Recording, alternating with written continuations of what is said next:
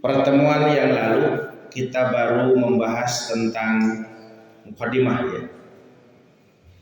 Kenapa surat ini dinamakan surat Al-Anfal? Anfal itu artinya harta rampasan perang. Kata anfal sendiri diambil dari kata an-naflu. Naflu itu artinya apa? Kelebihan. Seperti sholat nafilah, artinya sholat yang merupakan kelebihan dari sholat yang wajib. Sholat sunat disebut sholat nafilah. Kenapa sholat sunat disebut sholat nafilah? Karena itu merupakan tambahan dari sholat yang wajib. Yang wajib 5 waktu, kemudian di luar yang wajib, maka itu hukumnya nafilah, tambahan. Di surat Al-Isra tentang tahajud ayat 79, wa minal laili fatahajjad bihi nafilatallah, dan dari sebagian malam tahajudlah kamu.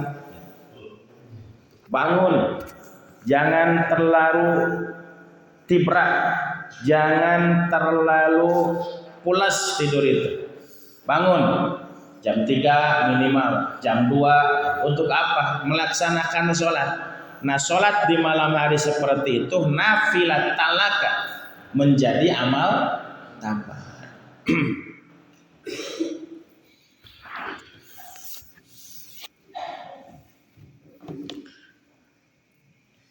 Ayat pertama, yas'alunaka 'anil anfal.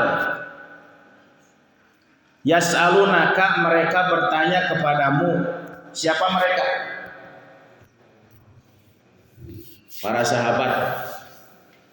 Bil khusus kalau lihat sababun nuzul ayat ini dari beberapa riwayat, yang dimaksud adalah para sahabat-sahabat yang waktu itu terlibat dalam perang Badar. Yas'alunaka, mereka bertanya kepadamu Muhammad, anil anfal, tentang harta rampasan perang itu. Untuk siapa dan bagaimana cara membagikannya? Nah, dari beberapa riwayat disebutkan tentang sababun nuzul ayat ini. Misalnya Imam Ahmad, Imam Ibnu Hibban, Imam Al-Hakim meriwayatkan dari sahabat Ubadah bin Samit bahwa kaum muslimin berbeda pendapat tentang harta rampasan perang Badar, juga tentang pembagiannya. Lalu mereka bertanya kepada Rasulullah Shallallahu Alaihi Wasallam, bagaimana harta itu dibagikan dan siapa yang berhak membagikannya? Apakah kaum muhajirin, apakah kaum ansor, atau kedua-duanya? Maka turunlah ayat ini, yas'alunaka 'anil anfal. Kemudian Imam Ahmad meriwayatkan juga dari Abu Umamah. Ia berkata, aku bertanya kepada Ubadah bin Samit tentang harta rampasan perang.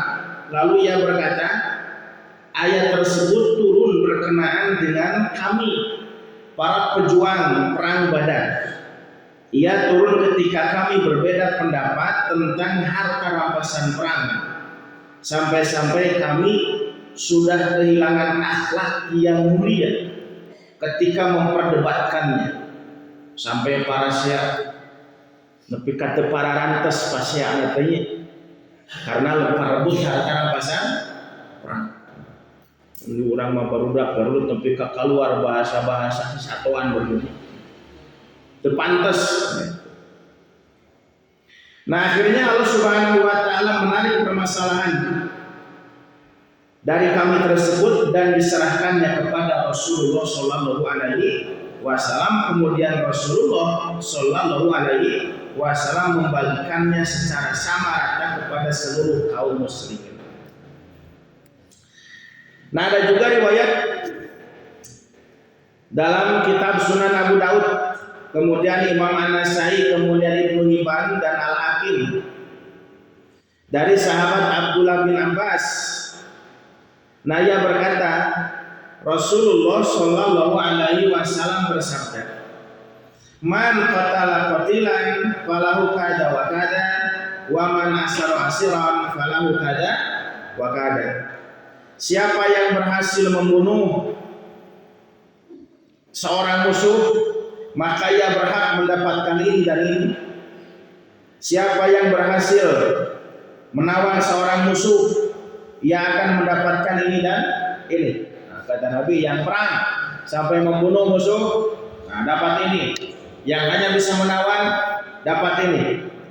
Nah, mendengar hal tersebut, para pemuda dari kalangan sahabat berlomba-lomba dan bergegas menuju ke kancah peperangan. Dan tinggallah kaum tua memegang bendera. Nah, ketika harta rampasan perang berhasil diperoleh oleh para pemuda, maka para pemuda itu datang meminta bagian yang telah dijanjikan oleh Rasulullah Shallallahu Alaihi Wasallam. Kemudian orang-orang tua berkata, janganlah mementingkan diri kalian sendiri dan melupakan kami, karena kami yang menjadi tameng bagi kalian. Seandainya kalian terdesak, tentu kalian akan berlindung pada kami. Akhirnya mereka bersilang pendapat tentang bagian harta rampasan perang itu. Maka turunlah ayat yas'alunaka 'anil anfal.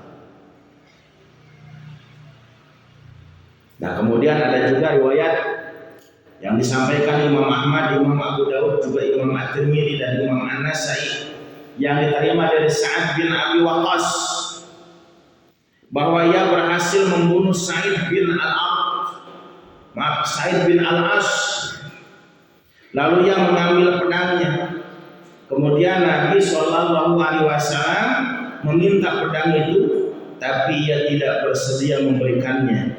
Oleh karena itu turunlah ayat yas'alunaka 'anil anfal. Setelah turun ayat itu, maka pedang yang dipegang oleh siapa tadi teh? Sa'ad bin Abi Waqqas diberikan kepada Rasulullah Shallallahu Alaihi Wasallam. Nah, itu beberapa riwayat yang disampaikan oleh para ulama ahli hadis tentang sababun nuzul, latar belakang kenapa ayat pertama ini turun kepada Nabi Muhammad Shallallahu Alaihi Wasallam. Jadi beberapa versi tadi intinya sama, walaupun agak berbeda cerita, tapi intinya sama bahwa turunnya ayat yas'alunaka 'anil anfal itu merupakan jawaban dari Allah tentang bagaimana cara pembagian harta rampasan perang sesuai dengan perintah Allah dan Rasul. Yang sebelumnya para sahabat itu bersilang pendapat sampai berkelahi karena berebut harta rampasan perang. Kudu sakumaha ewang gitu, jeung hak saha sabenerna harta rampasan perang itu. Maka turunlah ayat yang tadi. Yas'alunaka 'anil anfal. Kata yas'alunaka, yas'alun as-su'al. Soal itu artinya apa?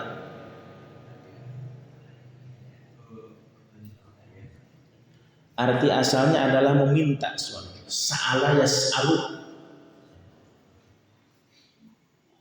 Itu arti asalnya adalah meminta.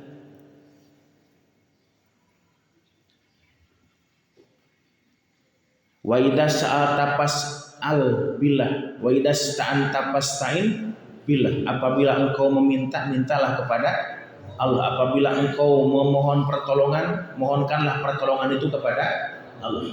Nah, itu sa'ala itu meminta.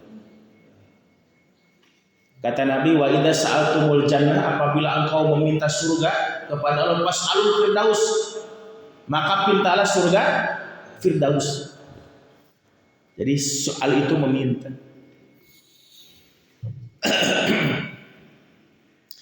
Nah, kata sa'ala itu dalam bahasa Arab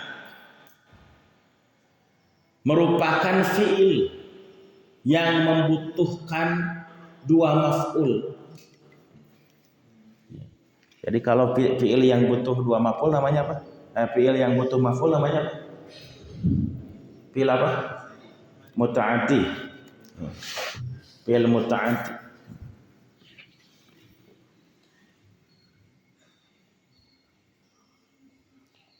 Nah, jadi sa'ala yas'alu itu adalah fi'il muta'addi yang membutuhkan dua maf'ul. Karena pasti kalau orang meminta, objeknya siapa? Kalau orang meminta, objeknya siapa? Hiji? Hah? Ya. Kalau Anda meminta kepada saya, maka yang diminta apa? Objeknya siapa? Hiji anu dipenta. Anu kadua naon nu dipentana tadi. Kalau Anda meminta kepada saya uang, maka objeknya apa? Satu saya, maf'ulnya itu satu saya. Yang kedua uang. Lamun minta duitnya ka saha?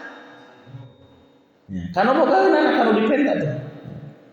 Jadi jelema anu dipenta duitna jadi maf'ul, duitna oge maf'ul gitu. Itu disebut fi'il muta'addi yang butuh dua maf'ul. Karena kalau orang meminta pasti mentana teh ka saha? Jeung anu dipentana teh naon teh gitu. Saha jeung naon teh teh dua maf'ul gitu. Jadi sa'ala itu termasuk fi'il muta'addi yang membutuhkan dua maf'ul. Kan mual mungkin kamu minta kepada siapa? Minta kasih A. Tepugu nu dipentana naon? Kan butuh kan? Minta naon? Seperti kamu datang, saya minta. Jadi disebutkan minta naon?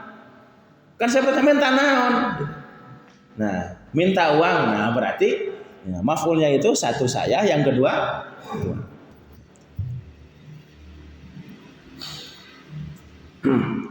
nah kadang ya, muta'addi ya. Maf'ul yang kedua dari kata sa'ala itu ada yang diawali dengan huruf jar, ada juga yang tidak diawali dengan huruf jar.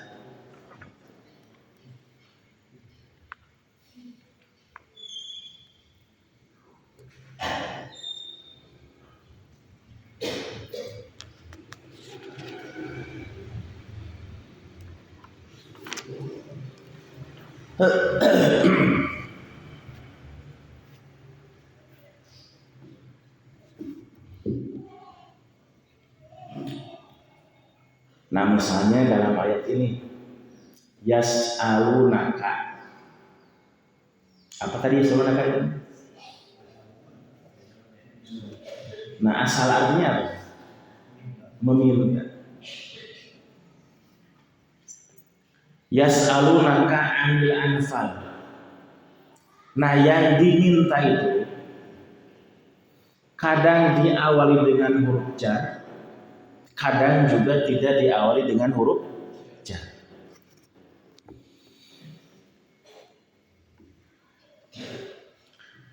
Kalau maf'ul yang kedua diawali dengan huruf jar, maka arti sa'ala itu adalah meminta. Yang diminta. Kalau di sini maf'ul keduanya apa? Anfal.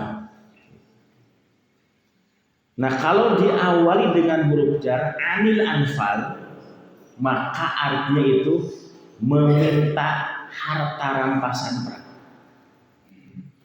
Kalau dalam kalimat yang lain misalnya ada sa'altu Zaidan malan, atau juga sa'altu Zaidan an malihi. Nah, itu beda maknanya.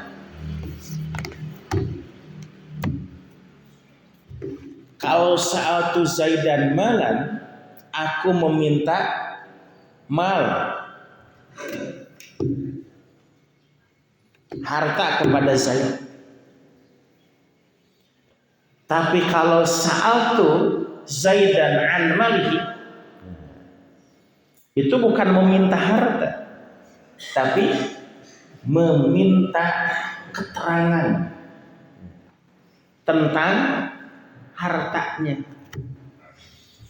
Jadi lain rekmen, lamun tadi mal tadinya si Zaid punya uang 1 juta ya.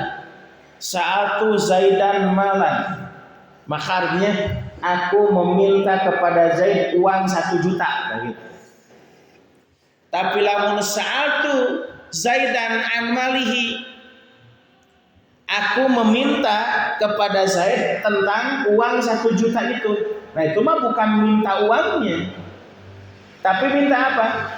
Minta keterangan. Hei Zaid, eta maneh boga duit 1 juta menang di mana? Jengjang naon eta teh? Erek kasahakeun atawa usaha. Nah, itu kalau pakai huruf jar.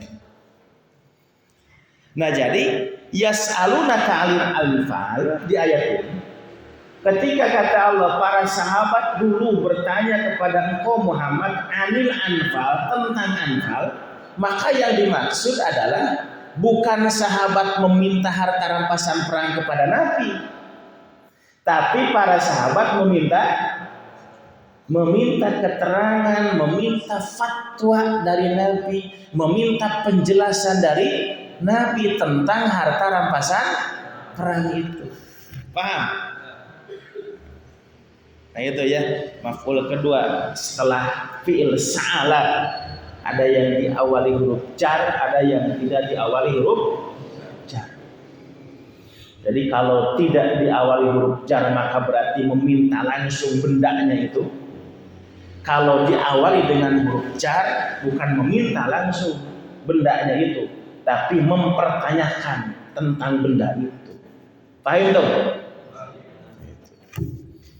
Nah, jadi ayat ini ketika Allah menyebutkan yas'alunaka 'anil anfal, mereka para sahabat-sahabatmu akan bertanya kepadamu tentang harta rampasan perang.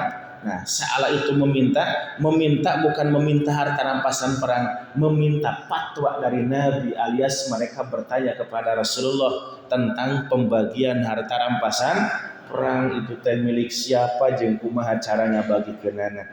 Nah, sesuai tadi dengan sababun nuzul, sampai para sahabat yang terlibat dalam perang Badar mereka pasya'nya perebut harta rampasan perang. Maka kata Allah, qul al-anfalu lillahi wa rasul.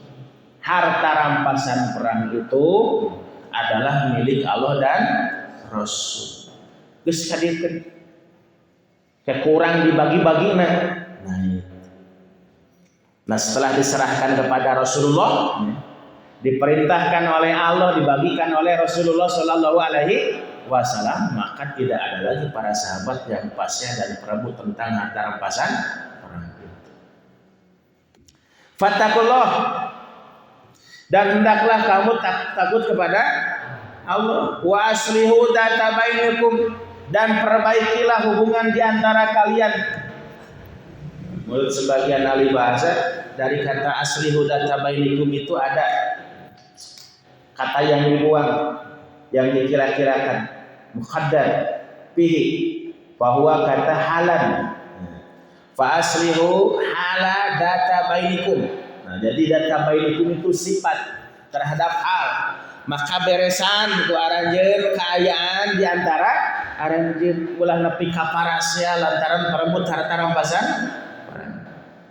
Wa atiullaha wa rasulah, dan takwalah, taatlah kamu kepada Allah dan Rasul. Ikutilah perintah Allah, terimalah aturan-aturan Allah yang disampaikan oleh Rasulullah Shallallahu Alaihi Wasallam. In kuntum mu'minin, jika kamu benar-benar mengaku sebagai kaum mukmin, mengaku sebagai orang-orang yang beriman. Di sini Allah menyampaikan beberapa perintah sekaligus sebagai peringatan. Satu, perintah untuk bertakwa. Yang kedua, perintah untuk islah. Yang ketiga, perintah untuk taat kepada Allah dan Rasul. Fattaqullah wa aslihu dzata bainikum wa atiullaha wa rasulah. Jadi kalau kamu mengaku sebagai orang-orang yang beriman kepada Allah, beriman kepada Rasul, pertama takwalah kamu kepada Allah, takutlah kepada Allah.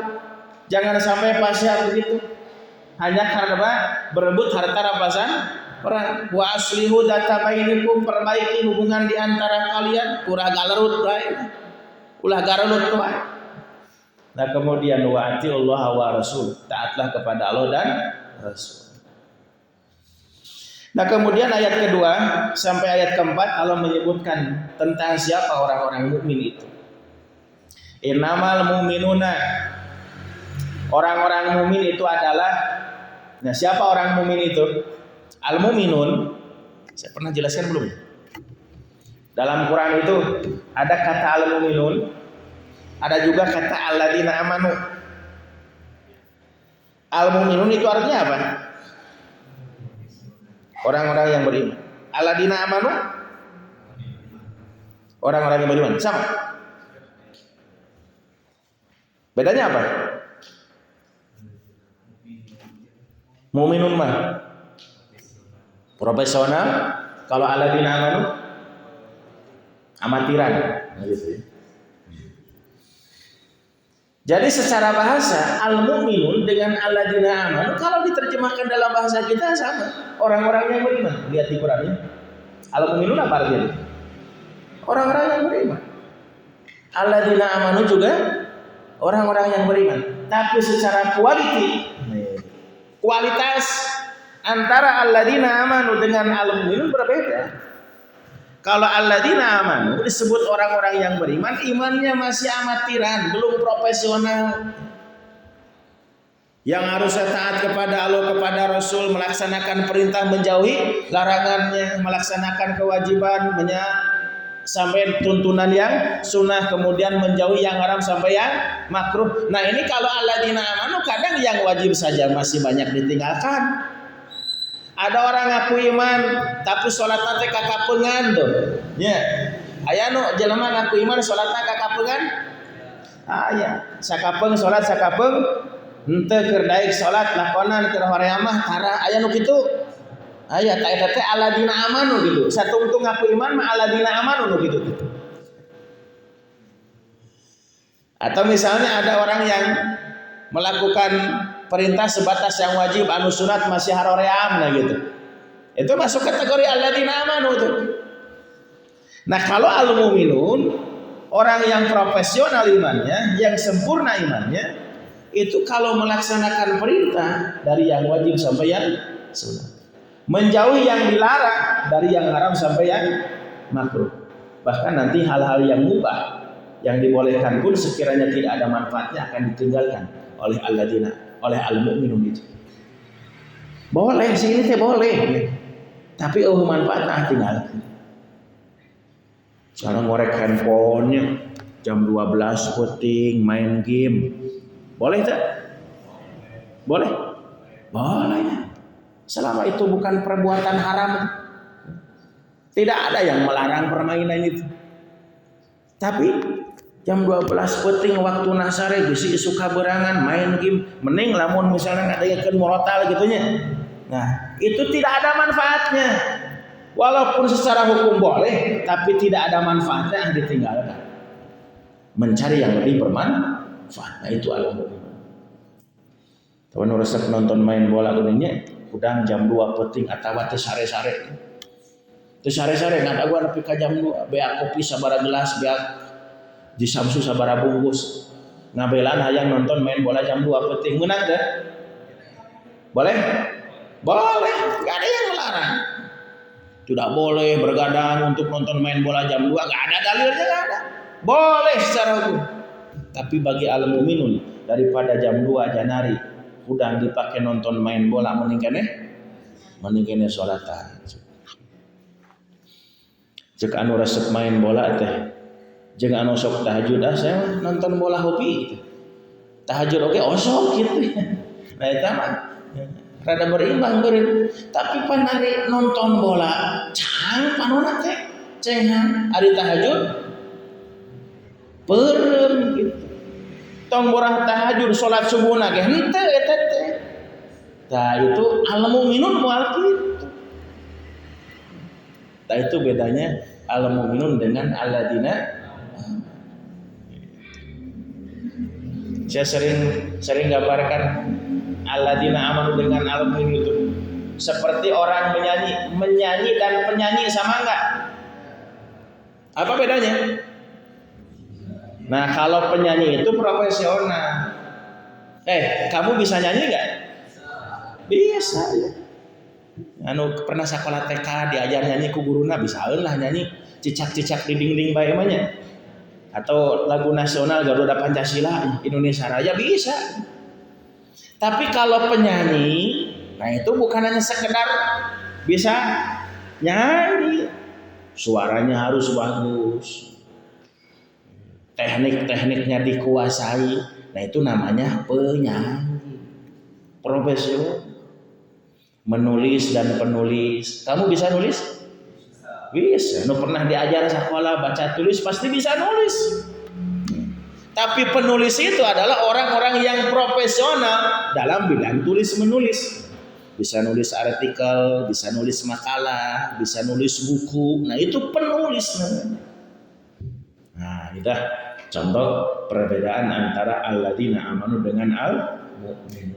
Nah, yang diterangkan oleh Allah di surat ini atau di ayat ini adalah al-mu'minun. Innamal mu'minun. Hanyalah orang-orang mukmin, orang yang beriman yang benar-benar sempurna imannya dan profesional keimanannya. Siapa mereka itu? Cirinya. 1, idza dzukirallahu wajilat qulubuhum. Apabila disebut nama Allah bergetar hati. Nah, maksud disebut nama Allah, diingatkan dengan nama Allah, dibaca nama Allah, disebutkan nama Allah, secara lisannya menyebut, hatinya ingat, itu bergetar hati. Takut apa? Takut akan ancaman siksanya. Takut terhadap keagungan dan kekuasaan Allah. Maksud wajilat qulubuhum itu. Jadi kabayang kumaha lamun urang misalnya melanggar syariat, melanggar aturan, melakukan perbuatan yang haram, kemudian Allah sebutkan setiap perbuatan yang buruk akan mendapatkan balasan yang buruk. Lamun di akhirat kudu asup kana neraka teh siga kumaha panasna. Nah itu yang terbayang seperti itu maksudnya. Idza dzukirallahu wajilat qulubuhum. Nah kemudian wa idza tuliyat alaihim ayatuhu zadatuhum imana. Apabila dibacakan ayat-ayat Allah, baik dibacakan ayat-ayat Al-Qur'an atau diperlihatkan kepadanya ayat-ayat di luar Al-Qur'an. Nah kan kata Rasyid Ridho ayat itu ada 2 ayat Allah itu ya. Satu ada ayat kauliyah, yang kedua ayat kauniyah atau ayat Qur'aniyah, ada juga ayat kauniyah. Ayat maktubah, ada ayat goir maktubah. Ada yang tersurat, ada yang tersirat. Ayat kauliyah, ayat Qur'aniyah, ayat yang maktubah, tersurat. Nah itulah ayat-ayat Al-Quran seperti ini. Kalau ayat kauniyah, ayat goir maktubah, ayat yang tersirat adalah tanda-tanda kekuasaan Allah yang Dia ciptakan di alam yang sangat luas ini. Namanya ayat kauniyah. Ayat goir maktubah yang tidak tertulis atau ayat yang tersirat. Nah orang-orang mukmin apabila dibacakan ayat-ayat Allah akan bertambah iman. Apakah dibacakan ayat-ayat Al-Quran misalnya, akan termotivasi semakin semangat untuk beribadah karena di situ diingatkan tentang bagaimana pahala orang-orang yang berbuat baik, bagaimana ancaman bagi orang-orang yang berbuat jahat. Sering mendengar ayat-ayat Allah, kacas itu imannya, tercharger imannya, semakin bertambah, full, ya, energinya semakin bertambah. Termasuk ketika memperhatikan ayat-ayat kaum, kita akan semakin kagum dan meyakini bahwa alam sehebat ini, semenakjubkan ini, rasanya tidak mungkin kalau tidak diciptakan oleh Allah. Sampai keyakinan kepada Allah itu. Coba Anda merenung tentang alam ini ya, di langit, di bumi, di dasar laut. Bahkan termasuk ketika kita bisa menyaksikan alam kecil di tubuh kita. Alam mikrokosmos itu. Kan ada mikrokosmos, ada makrokosmos, ada alam besar, ada alam kecil. Alam kecil itu awak kurang, alam kecil. Alam besar ya di luar diri kita. Alam yang terbentang luas. Yang di surat Fusilat ya. Ayat 52 kalau nggak salah. Sanurihim ayatina fil afaqi wa fi anfusihim hatta yatabayyana lahum annahul haq. Ayat 53. Kami akan perlihatkan kepada mereka ayatina, ayat-ayat kami fi anfusihim, fil afaq, di ufuk-ufuk. Apa ufuk itu? Ufuk itu apa? Alam yang terbentang luas. Ufuk. Ada ufuk barat, ada ufuk timur. Ufuk teh naon? Bahasa kita masa tungtung deuleu. Ujung pandang. Kenapa disebut satungtung deuleu? Karena memang tungtungnya bukan deuleu kita. Alam ini batasannya bukan akhir penglihatan kita. Itu mah hanya kemampuan mata kita untuk memandang alam sampai di situ. Padahal tidak sampai di situ luasnya alam. Kalau di Pangandaran kita lihat sunrise, atau kayak kemarin di Bromo ya, kita lihat sunrise di situ. Keluar panon poe di situ, dituturkan dirinya tuh panon poe. Kalau kita kejar mataharinya bukan di situ. Sehingga di pantai timur bijilnya, sehingga keluarnya jero cai kan itu teh. Kalau kita kejar matahari itu, tidinya keluarnya bukan terus. Gak bisa dijangkau oleh kita. Nah itu namanya ufuk. Luasnya alam ini tidak bisa terukur. Itu. Dan alam itu akan terus diluaskan oleh Allah. Surat Ad-Dariyat. Wasama'a banainaha bi'aidin wa inna lamuslimun. Langit ini kami bangun dengan tanganku, kata Allah. Kami ciptakan dengan tanganku. Wa inna lamuslimun, dan kami akan terus memperluas alam ini. Tapi ka orang kalau menjelajah alam mual ka ubah alam. Mual ka tanagaan, mual ka umuran. Nah, itu saking luas. Nah, itu namanya al-afaq. Wa fi anfusihim, termasuk dalam diri mereka sendiri. Dina awakna sorangan oge banyak ayat-ayat Allah. Nah awak kurang teh banyak ayat-ayat Allah. Dari mulai rambut nih ya, rambut sampai ujung kaki tuh, ya, sampai jempol, sampai kekeungeun tuh. Itu teh ayat Allah. Kemarin kita ke Museum Bagong ya, lihat apa di situ? Lihat tubuh kita tuh. Betapa menakjubkannya sampai bulu irungnya. Sampai bulu irung pungsa, sampai lidah, sampai jantung, sampai usus, sampai ginjal. Nah, kalau Museum Bagong menyebutkan badan kita itu pabrik, ya. Badan kita itu pabrik yang banyak memiliki karyawan. Kenapa disebut pabrik? Karena semuanya bisa bekerja.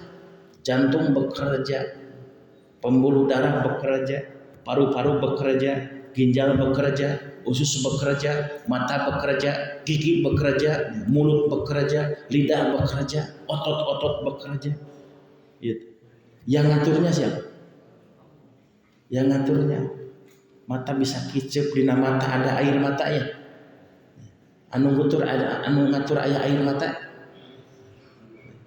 Sahat. Lamun panon eueuh cayan kumaha? Seuseut meureunnya. Oh mau kamari nya kasemprot ku badai pasir eueuh cayan, meureun geus pae. Panon teh. Lidah mengeluarkan air liur. Sehari teh sabaraha liter? Saliter sapoe?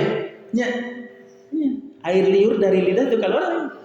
Lamun diciduh-ciduhkeun, ciduh-nya. Tampung, saliter eta teh sapoe. Itu ayat-ayatnya. Jadi kalau kita menyaksikan badan kita sendirinya, kita akan takjub tentang kekuasaan Allah. Kita akan semakin beriman kepada Allah. Bagaimana fungsi jantung, pekerjaannya apa? Memompa darah ke seluruh sel-sel darah di tubuh kita. Sampai nanti ada orang yang pembuluh darahnya tersumbatnya, kan macet. Jadi stroke kan gitu. Harus dibantu karena tersumbat, harus pasang ring. Nah itu. Yang mana ring itu? KW kan ya. Eta mau menang nyeun jelema, pabrikan Allah mah. Ginjal tidak berfungsi, maka orang harus cuci darah. Gitu. Cuci darah itu manual. Ya, cuci darah itu manual. Untuk membersihkan darah kita yang sudah teracuni oleh makanan yang kita konsumsi. Nah, kenapa sekarang banyak orang kena kasus harus cuci darah? Karena ginjalnya sudah malfungsi, sudah tidak berfungsi. Loba anu rusak kunaon? Rusak teh karacunan oleh makanan. Karena makanan-makanan zaman kiwari mangaruksakan awak teh ya. Termasuk tuh jajanan tuh ya. Itu. Lada anu berwarna-warni. Eta teh racun wungkul sebetulnya. Kalau terlalu berlebihan itu bisa merusak organ tubuh. Ada anak usia SMA, ya, usia kamu tuh, mualimin itu harus sudah cuci darah seminggu 2 kali. Ketika ditanya apa alasannya, dia nggak pernah minum air putih. Kalau minum teh anu warna-warni itu, yang bersoda, beureum, coklat, ngajurujus, karena itu minum teh, itu sudah rusak ginjal. Nah ketika rusak ginjal, maka ginjal tidak bisa berfungsi untuk menyaring racun-racun. Kan fungsi ginjal itu ya. Fungsi ginjal itu. Jadi makanan yang kita konsumsi itu potensi merusak tubuh dan meracuni tubuh. Tapi Allah sudah pasang di tubuh kita alat otomatis. Apa namanya? Ginjal. Di kiri kanan tuh ada. Untuk apa? Untuk menetralisir darah kita supaya tidak teracuni oleh makanan yang kita konsumsi. Tapi namun makanannya terus ya beracun, terlalu banyak racunnya, ya ginjal juga mental nantinya, kekuatan, akhirnya rusaklah. Nah kalau sudah rusak ginjalnya, berarti setiap makanan yang masuk darah kita akan teracuni. Kumaha cara membersihkannya? Tidak dengan ginjal lagi, tapi dengan cuci darah. Ke rumah sakit tuh, ya. Dibersihan, diseseuh darah nate. Nah jadi cuci darah itu adalah cara membersihkan darah kita yang sudah teracuni oleh makanan-makanan secara manual. Ripuh tuh yang cuci darah. Ripuh hati. Kudu ke rumah sakit bolak-balik saminggu 2 kali. Can namun geus numpuk racuna lungse eta teh dibersihkeun sampai 2 poe masih kena lalungse. Katilu kakarek jag-jag saminggu deui kitu deui banyak. Capek teh? Capek. Tapi Allah sudah simpan ginjal di tubuh kita sebagai alat otomatis. Tuh kudu ke rumah sakit, tuh kudu nungguan ngantri sabaraha jam ya. Itu otomatis. Nah ini di tubuh kita ada ini ori nih, ginjal itu ori ya. Pabrikan Allah. Itu pabrikan Allah. Kan yang itu mah KW menang nyeunang jelema. Nah itu tubuh kita itu pabrik itunya, betul itu kata Mas Bagong. Nah itu sanurihim ayatina fil afaqi wa fi anfusihim, kami akan perlihatkan ayat-ayat kami kepada mereka di ufuk dan dalam diri mereka sendiri.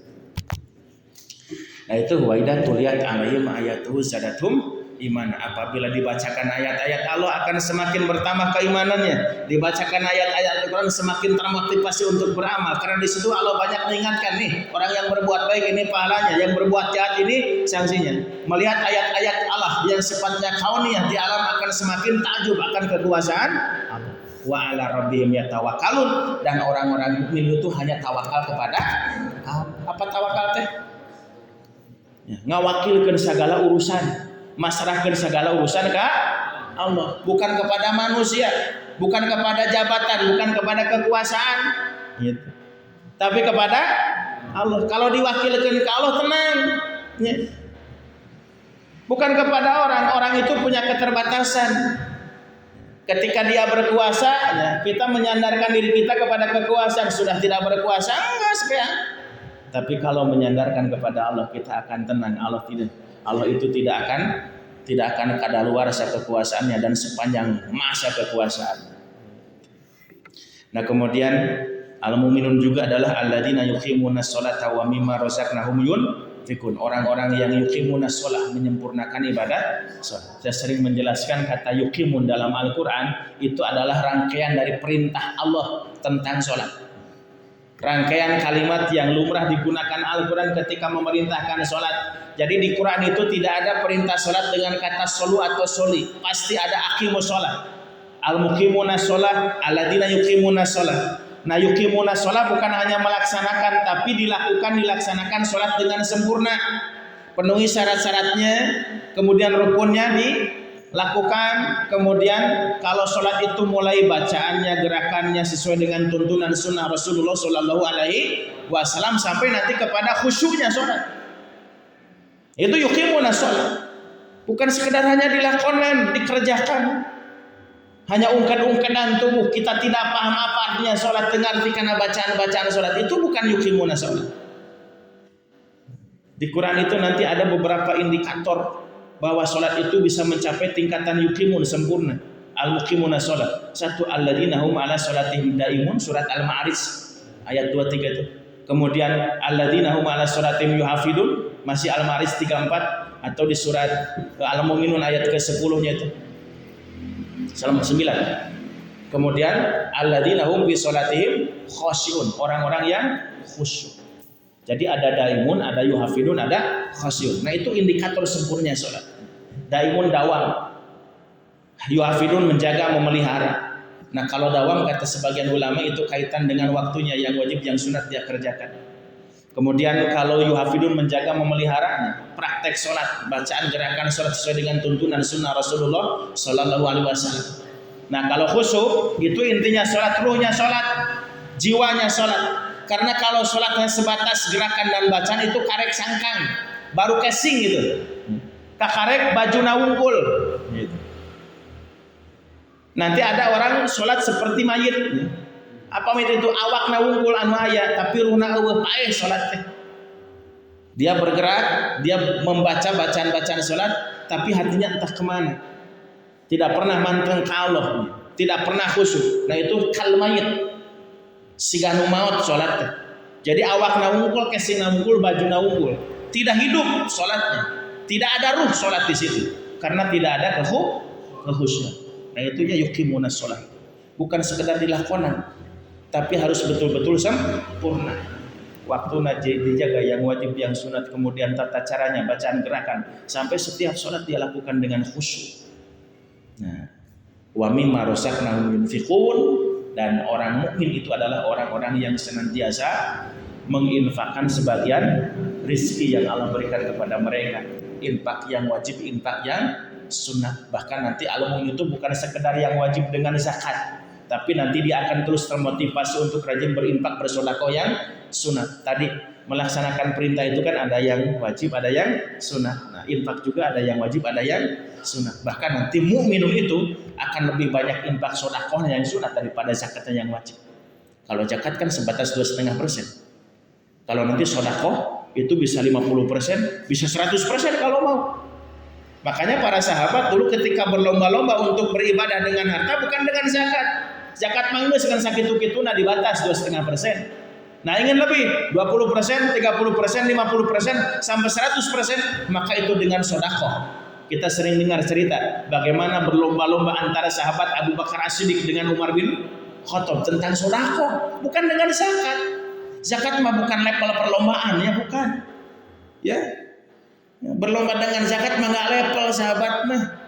Jadi sahabat itu berlombanya dengan sedekah, bukan dengan yang 2,5%, tapi dengan yang 25%, yang 50%, yang 100%. Nah itu pas tabiqul khairnya para sahabat, ibadah dengan harta. Nah itu.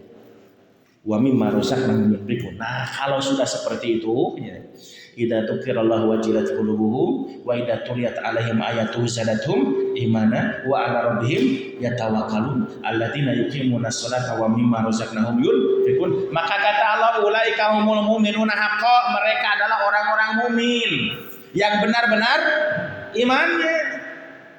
Eta jalma mukmin nu bener imanna teh kitu. Lalu kata Allah, lahum darajatun inda rabbihim wa maghfiratun wa rizqun karim. Maka bagi mereka ada derajat, tingkatan-tingkatan kehidupan di sisi Tuhannya, dan ada ampunan, dan ada rezeki yang mulia. Apa maksud darajatun inda rabbihim wa maghfiratun, dan ampunan, wa rizqun karim, dan rezeki yang mulia? Itu maksudnya adalah surga. Darajatun inda rabbihim, maghfiratun, rizqun karim, itu semuanya adalah fasilitas surga. Moal aya di dunia eta mah. Ya. Darajatun inda rabbihim wa maghfiratun wa rizqun karim, itu adalah fasilitas surga. Nah, jadi darajatun di situ, darajat itu apa artinya? Tingkatan derajat, karena bahasa kita jadi derajat. Di Garut aya darajat. Tingkatan. Nah, tingkatan di situ maksudnya tingkatan-tingkatan surga. Karena nanti di Quran ada darajat juga, mananya adalah tingkatan-tingkatan kehidupan di dunia, strata sosial tuh. Ada yang kaya, ada yang miskin, ada yang pintar, ada yang bodoh, ada yang jadi pejabat, ada yang jadi rakyat. Nah itu strata sosial. Ayam menak, ayam apa balik kuricakan. Nah itu namanya strata sosial. Nah di surat Az-Zukhruf ya, ayat berapa tuh? 32 kalau nggak salah. Nahnu qasamna bainahum ma'isyatahum fil hayati dunya wa rafa'na ba'dahum fawqa ba'din darajat liyattakhidha ba'dahum ba'dan sukhriyan.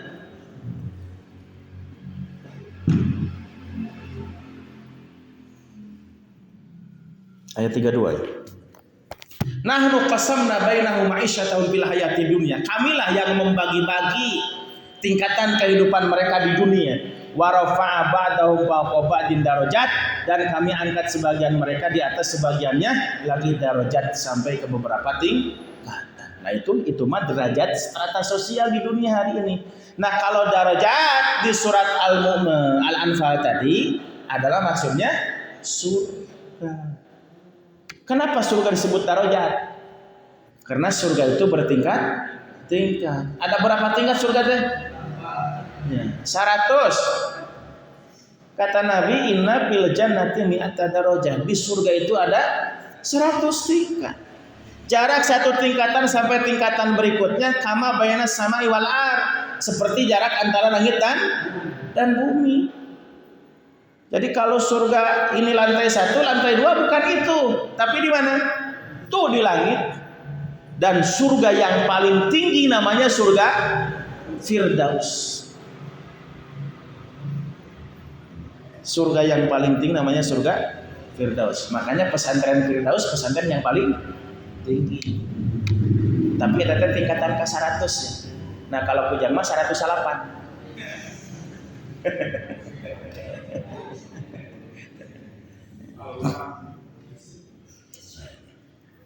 Nah itu, jadi surga bertingkat-tingkat. Wa magfiratun dan ampunan wariskun karim. Magfirah juga itu fasilitas surga. Magfirah itu adanya nanti di akhirat. Ampunan Allah untuk dosa-dosa kita itu akan kita dapatkan nanti kita setelah mati. Bukan hari ini. Kalau hari ini mah kita baru minta ampun. Ampunannya kapan diberi? Nanti. Kan ada doa. Allahumma inni as'aluka salamatan fitin wa afiatan fil jasad wa ziyadatan bil ilmi wa barakatan fil rizqi wa taubatan qabla al maut wa rahmatan indal maut wa maghfiratan ba'dal maut. Jadi kalau kita minta pertobatan untuk dosa-dosa kita kepada Allah kapan? Qabla al maut, hari ini sebelum meninggal. Di saat kita meninggal kita mohon rahmatan supaya Allah memberikan rahmat. Setelah maut nanti di akhirat kita ingin dapat maghfirah. Nah itu jadi maghfirah itu fasilitas surga nanti. Cirinya orangnya dapat maghfirah ketika dia jadi ahli surga. Dalam teu meunang maghfirah mah moal ka surga, tapi ka mana? Ka neraka. Wariskun karim, rezeki yang mulia. Rezeki yang mulia itu fasilitas surga. Bukan di dunia. Kalau di dunia bukan rezeki yang mulia, tapi rezeki naon?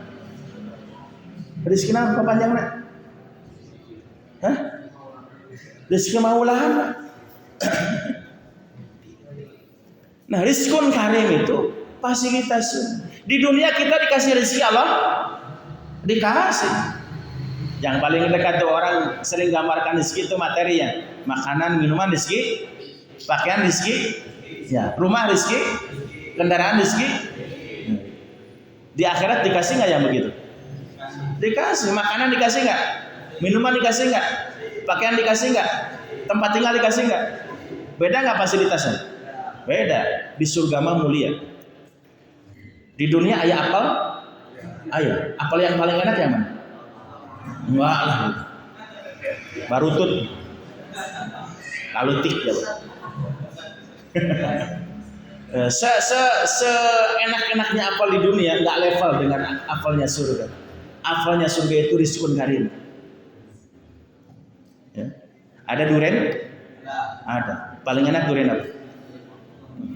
Seenak-enaknya duren itu enggak level dengan durennya surga. Duren di surga itu rizkun karim.